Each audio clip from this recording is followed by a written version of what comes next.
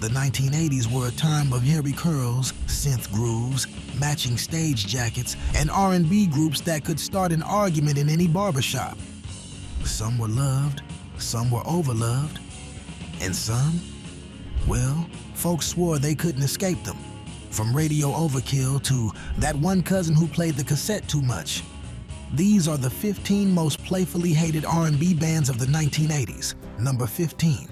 Kool and the Gang, the soft shift that split the fans. She's a lady, what I really want to know. Kool and the Gang were already legends by the time the 80s rolled in, funk pioneers with deep horn-heavy grooves. But when the decade shifted toward slicker, romantic R&B,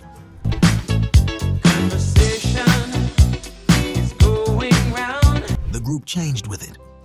They added new lead vocalist James J.T. Taylor and moved toward polished ballads and wedding reception anthems. Suddenly, Celebration, Cherish, and Joanna were everywhere.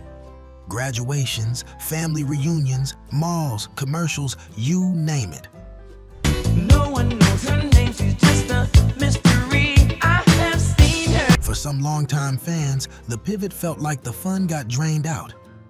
The horns were softer, the bass was smoother, and critics accused them of bailing out to the adult contemporary crowd.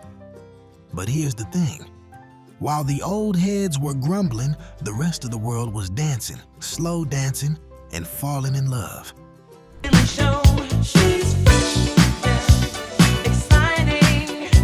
Those songs became life moments. And whether you love or side-eye their 80s glow-up, you know every word.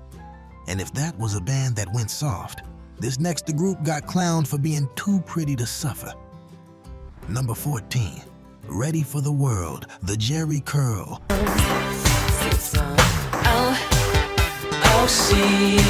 Princes of electro soul, Ready for the World came roaring out of Flint, Michigan with silk shirts, slow grinds, and enough hair sheen to light up a dance floor.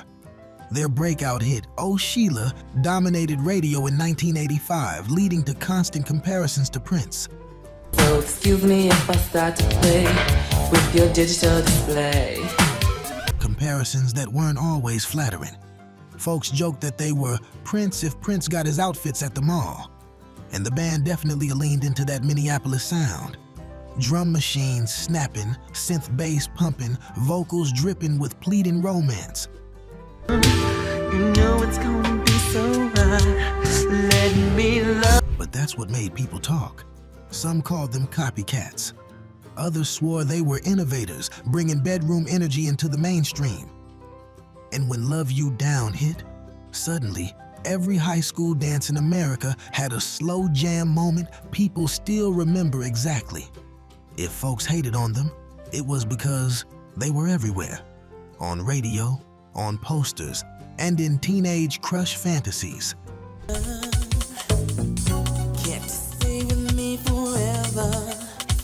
And let's be honest, those slow jams worked. Now, if that was the Jheri Curl Glow Boys, the next band got side-eyed for being just a little too smooth to be believed. Number 13, Surface. You can make me happy. So smooth, even the smooth haters complained. Surface slid into the late 80s like a perfectly ironed silk shirt. Their whole vibe was softness, gentle keyboard melodies, warm harmonies, and lyrics sweeter than the Valentine's Day aisle at a drugstore.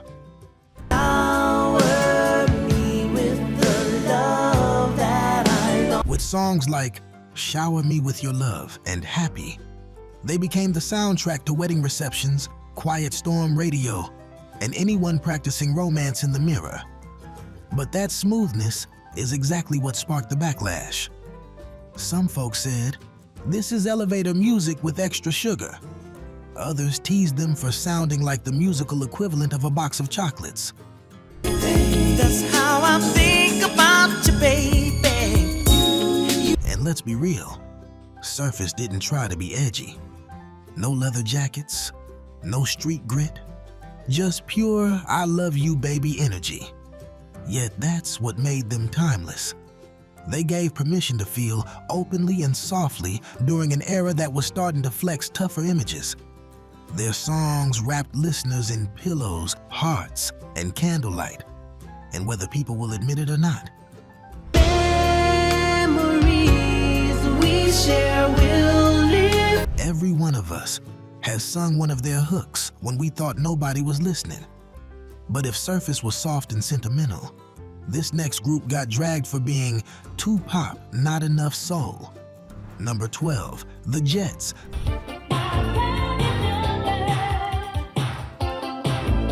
The family band that was too pop to be R&B until they weren't. The Jets were a full family affair. Brothers, sisters, and cousins from Minneapolis with harmonies tighter than a holiday dinner seating chart. But still I trusted her with all I felt inside. Their hits like Crush on You, You Got It All, and Make It Real were blasted on MTV Radio Disney Mall speakers everywhere. They were bright, clean, wholesome, and catchy enough to stick in your head for 35 years. But that is exactly why some R&B fans rolled their eyes. Critics said they were bubblegum soul, pop first, R&B second, too polished, too smiley, not enough grit, heartbreak, sweat, or grown folk business.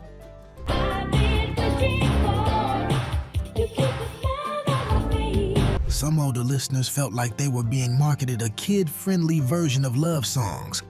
But here's the truth. The Jets were gateway soul. They were the soundtrack for first crushes, roller rink romances, and shy hallway glances. Their sweetness wasn't fake. It was their family band coming through. And today,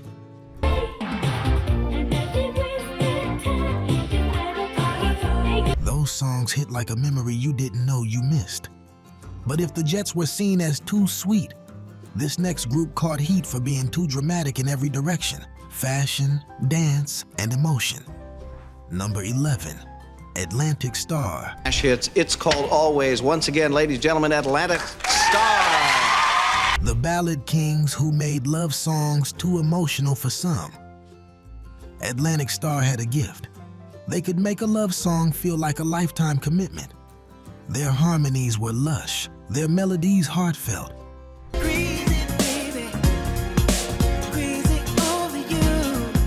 When they leaned into slow jams like Always and Secret Lovers, they took over every wedding, family cookout, roller rink slow dance, and Sunday night quiet storm radio set across the country. But here's where the hate comes in. Some folks said their songs were too sentimental, like the soundtrack for someone staring longingly out a rainy window.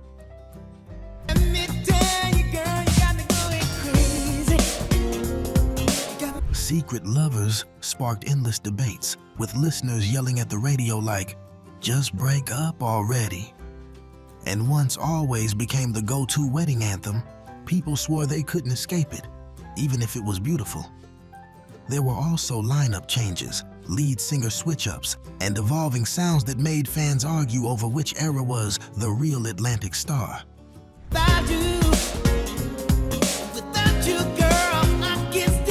Yet, through all the teasing and eye rolls, the group accomplished something powerful. They made vulnerability cool. They made love feel big. They made emotions loud. And let's be honest, every one of us knows somebody who had one of their songs on a mixtape they were too embarrassed to explain. If Atlantic Starr was blamed for being too emotional, this next group got clowned for being a little too stylish to be taken seriously. Number 10, Shalamar.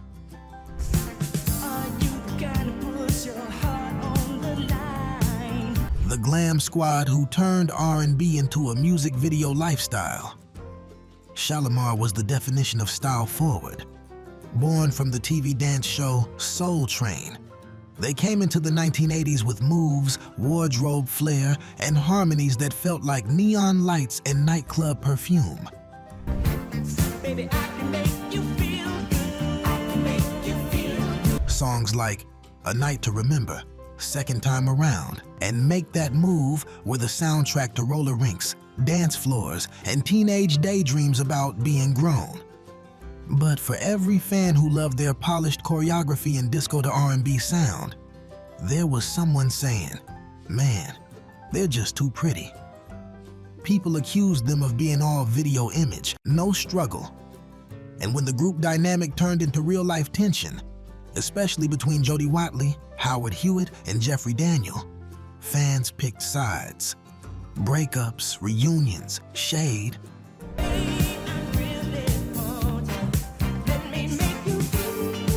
It was a whole soap opera, yet their influence, massive.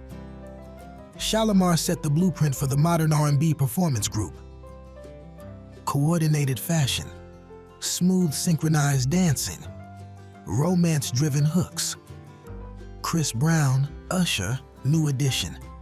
Even groups like TLC and En Vogue walked paths Shalamar paved.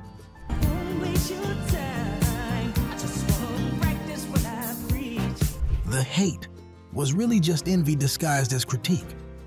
They made soul music look cool, and some people couldn't handle how effortless it seemed. And if Shalamar was too stylish, the next group was called Too Silly, even while everyone danced to them in secret.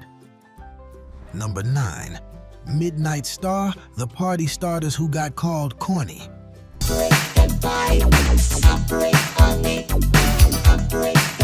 Until the beat dropped. Midnight Starr were the kings of electro-funk celebration. When their songs came on, Operator, No Parking on the dance floor, Freakazoid, the entire room automatically did that two-step shuffle like it was coded into their DNA.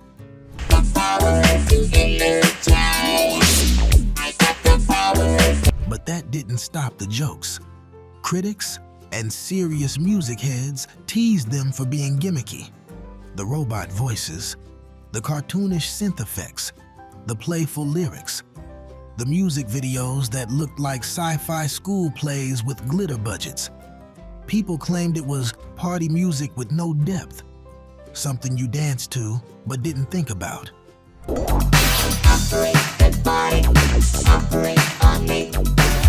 But here's the truth. Not every song is meant to make you contemplate life. Sometimes a groove is meant to move your shoulders, loosen the room, get cousins who don't talk to each other to laugh. Midnight Starr understood joy in motion, and that's a soul tradition all its own.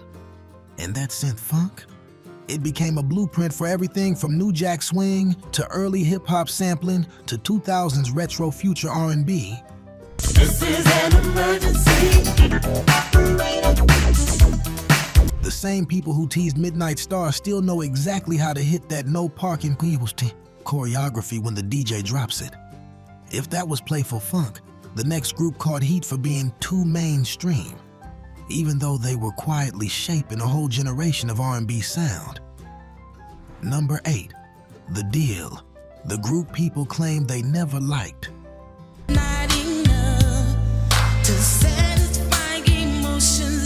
While secretly loving every slow jam. The Deele was that group you swore you didn't listen to until their songs came on and you somehow knew every single lyric. Formed in Cincinnati and tied to the LaFace sound, they blended romance, synth gloss, and smooth nighttime grooves. I said, excuse me, have I seen you somewhere before? Their slow-burning classic Two Occasions became the soundtrack for prom slow dances, long car rides, and bedroom radio daydreams. But here's where the playful hate came in. People teased them for being too soft, too sentimental, and, let's just be honest, too begging. The band's aesthetic was pure 1980s romance.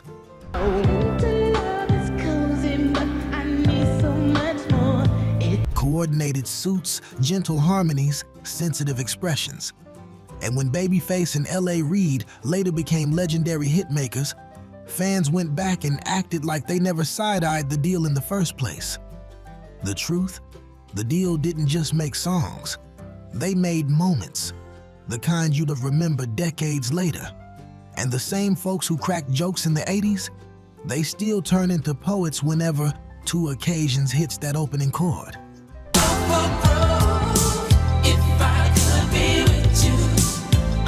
If the Deele got heat for being too smooth, this next group was roasted for being too loud. In sound, style, and drama.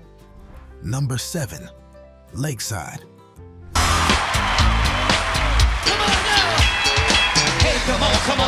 The funk pirates who loved a theme so much it became their identity. Lakeside were showmen.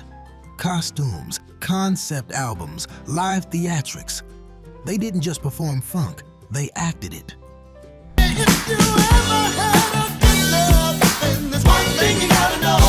Fantastic Voyage became the unofficial invitation to the dance floor for decades, from backyard cookouts to barbecue joints to wedding receptions. But Lakeside also loved themes: pirates, warriors, captains, adventures. And oh, the jokes came quick. Why they always dressed like they headed to a Halloween party?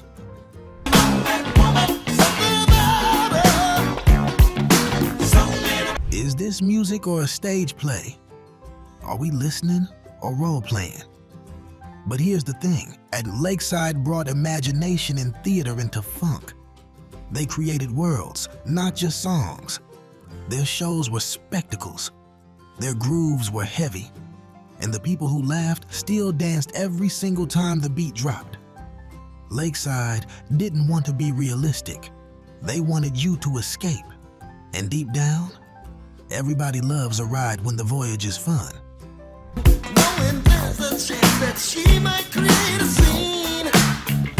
If these 80s memories are making you smile, go ahead and hit that like button. It helps keep the soul, the stories, and the nostalgia alive. And don't go anywhere, because we're heading into the top 6, and these next ones, oh, the debates get heated. Number 6, the Pointer Sisters, 1980s era.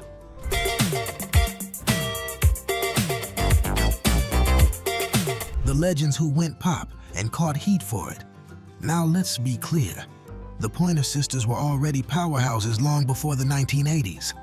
They came out of Oakland with gospel roots, jazz phrasing, and harmonies that could straighten your posture.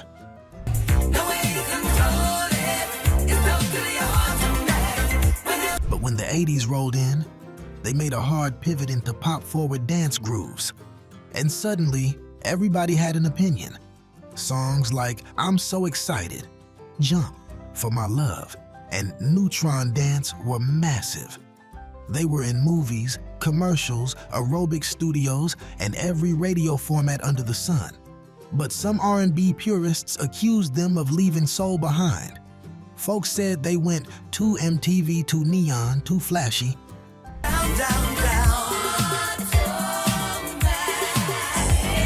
Too crossover. Meanwhile, those very songs kept dance floors alive. The sisters didn't abandon soul. They brought soul to the mainstream. And they did it without losing their harmonies, their personality, or their joy. Fashion-wise, they were bold. Shoulder pads, sequins, big hair, and bigger attitude. They weren't trying to blend in. They were trying to own the moment. The funny part? Even the loudest haters couldn't sit still when I'm So Excited hit the speakers. All of my defenses down. Feet start tapping, shoulders start shimmying. That groove moves on instinct. And if the Pointer Sisters got heat for going too pop, this next group caught flack for being too pretty to be gritty. Oh yes, it's a whole conversation. Number 5, DeBarge, the family dream that became a tabloid story. When it feels like the world is on your shoulders and all of the And a barbershop debate. DeBarge was beauty in musical form, light, silky vocals, airy harmonies that felt like summer wind. at your feet, well, I know a place where we can dance the whole night away. A sound so tender and sincere that songs like All This Love, Time Will Reveal, and I Like It became forever etched into slow jam history. They were the soundtrack to First Love, quiet crushes, and those long late-night phone calls where nobody wanted to hang up first. But as they rose, the hate began. Not because the music wasn't good, but because DeBarge became associated with pretty R&B. The party's just beginning, the music's playing. Critics claimed they were too soft, too light-skinned industry favorites, not gritty enough. And of course, the industry rumors and family struggles didn't help. People debated whether they were too polished, too delicate, or too radio-friendly. Yet, here's the truth. DeBarge made emotion fashionable. They gave romance permission to sound tender. They didn't need to shout to make you feel.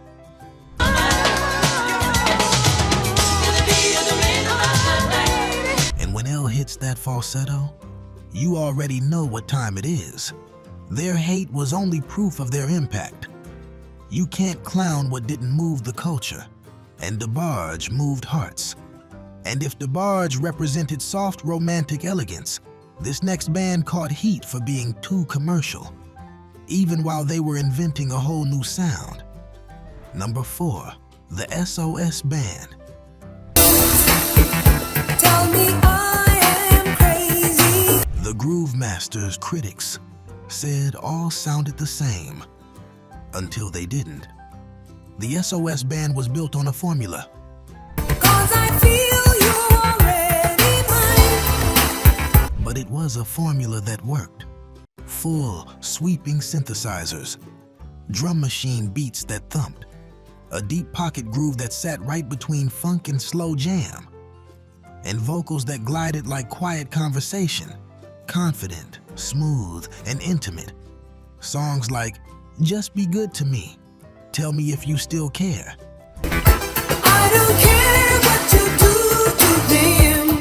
and Take Your Time, Do It Right, carved out a signature mood. But that signature sound became the very reason for the jokes. Oh, that's that S.O.S. slow sway music. All their songs sound like you about to lean on a nightclub wall and confess your feelings. That's the soundtrack for when you don't want to go home yet. But here's the magic. Their songs age like velvet. Just be good to me. And their collaboration with producers Jimmy Jam and Terry Lewis shaped the entire sound of late 80s and early 90s R&B. They weren't repeating themselves. They were perfecting something, a vibe, a tone, a feeling. And once it hits you, you remember. Now, if the S.O.S. Band was accused of sounding the same, this next group was accused of being too flashy, too choreographed, and too dramatic. And that's exactly why we loved them. Number 3, New Edition, the boy band that grew up in public. But I can count on you. And took every stage joke along the way. New Edition with a blueprint. 5 Boston kids with matching outfits, candy-coated melodies, and dance routines so sharp they could slice air. The good times and bad times, she would always. Songs like Candy Girl, Cool It Now, and Mr. Telephone Man were instant classics. Joyful, youthful, and catchy enough to live in your head for life. But with fame came the teasing. Older R&B fans said they were kid stuff. Hip-hop heads called them soft. Bobby Brown leaving turned into every barbershop conversation for 5 years. And when they evolved, bringing in maturity with Can You Stand the Rain?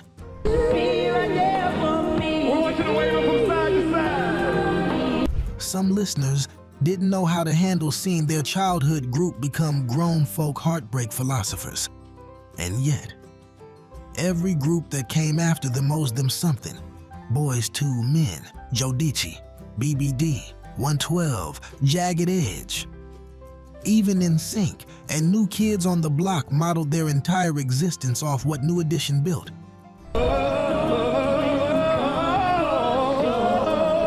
The hate wasn't real hate. It was being everywhere.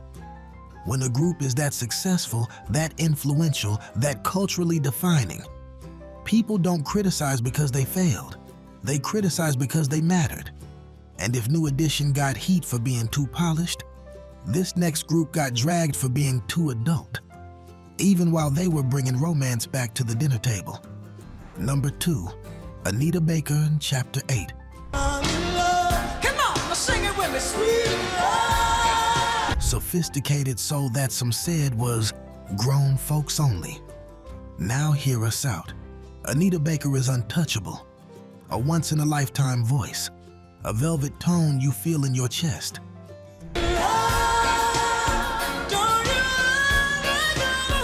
But when she came up as part of Chapter 8, and later when her solo career took flight, some younger listeners claimed her sound was too mature, too slow, or mama music. This wasn't club energy. This was wine glass, dim lamp, hardwood floor reflection energy. It was healing music before we had the word for it.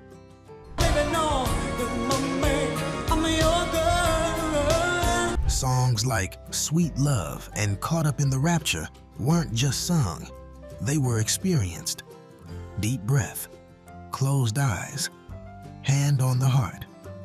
But in the 80s, if you were under 20 and your mom played Anita while cleaning the house, you made fun of her for it. Then at age 30, you realized the music was medicine. The hate was really just youth not ready for depth.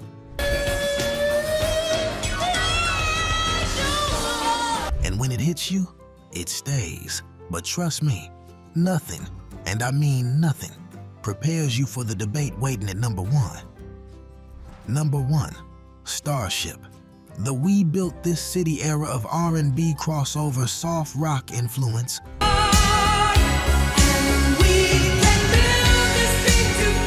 The song that launched 1,000 eye rolls. Yes, we are going there. In the late 80s, R&B radio started playing crossover soft rock slow jams, songs that lived somewhere between soul, pop, and adult contemporary. Listen to the radio, don't you remember? And no track caused more side-eye than We Built This City. It wasn't bad, it was just everywhere. Mall speakers, car radios, movie montages, elevator playlists. People swore they heard it 3 times a day. R&B lovers said it wasn't soulful enough. Rock lovers said it wasn't rock enough. Whatever it takes is what I'm gonna do. Pop lovers said it was trying too hard. But here's the twist. The song was a time capsule, a reflection of where music was heading, genre lines dissolving, radio crossing audiences, black and white musical histories merging in real time. It wasn't the villain, it was the transition. And transitions always get hated before they get understood. America, calling through your schools. From Jheri curls to heartbreak ballads, pop crossovers to funk dreams, the 1980s gave us music that moved bodies, feelings, and memories. Some of these groups got teased, some got criticized, some were everywhere until people got tired of hearing them. But every single one left a fingerprint on the soul of the era. Thanks for taking this nostalgic ride with us. Subscribe to keep the groove alive. We've got more R&B history coming your way.